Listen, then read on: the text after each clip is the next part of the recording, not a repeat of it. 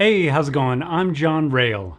This Saturday was my birthday. I noticed you didn't get me anything, which is fine, but if you really wanted to, you can always donate or buy us something off our Amazon wish list. No pressure. This show is free. Well, this weekend was my birthday, and it was also the annual DARPA Robotics Challenge, so my special lady friend took me there to celebrate. And like all somewhat accurate looks into the future, it was awesome and also disappointing. Or as David Brin would put it, if you were to take yourself from 50 years ago, bring that kid today, what would that kid say?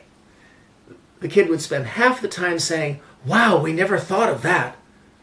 And the other half the time saying, "You mean you're still doing that?" I think the biggest disappointment that exists in my mostly adolescent brain is the almost imperceptible amount of progress that has been made in humanoid robotics. I mean, maybe I'm not remembering correctly, but it seems that we've had humanoid robots that could do very similar basic tasks like walking up a set of stairs since I was a kid, or at least young teenager.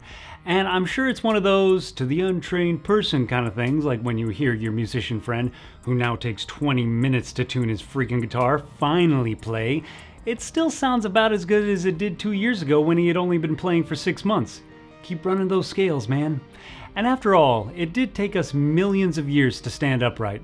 But understanding that doesn't make the actual robotics challenge any more exciting to watch. Or as Nerdist Kyle Hill exasperatedly asked us, have you guys actually watched an entire challenge? Although, if I'm being honest, after a while it eventually becomes pretty fucking exciting when a robot finally takes a step up the stairs.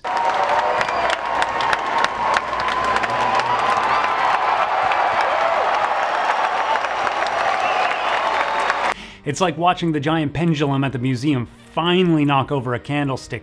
Yes, fuck yes! Or the completely mythological scenario of watching the screensaver icon finally hit the exact corner of the screen. Never happens. So it was fun, interesting, and I'm strongly trying to talk myself out of buying a fancy drone. And thank you, Miss Maltese, for a lovely birthday.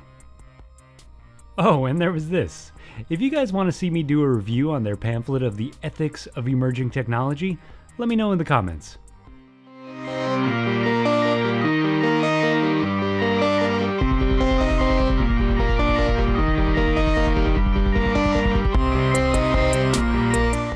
It also occurs to me that none of you have really noticed my haircut.